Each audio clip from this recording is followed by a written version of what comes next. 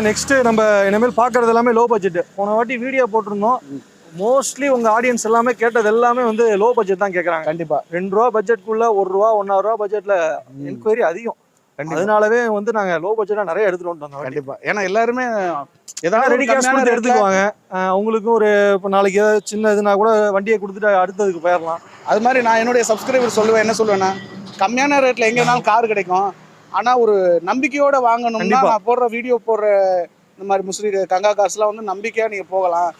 நல்லா இல்லாட்டியுமே இந்த வண்டி நல்லா இல்ல இருக்கிற வேலையை சொல்லி கொடுத்துரும். இந்த விஷயத்தை பண்ணிக்கங்க அப்படிங்கிறத சொல்லி கொடுத்துரும் அப்படிம்பாங்க. சரிண்ணே, வண்டி பார்க்க லோ பட்ஜெட்டா இருந்தால் கண்ணாடி அந்த இதெல்லாம் பார்க்க நல்லா இருக்குண்ணே. வண்டி இது ஒரு ரீப்ளேஸ்மெண்ட் இல்லாத வண்டி தான். வண்டி நல்லா இருக்கும்.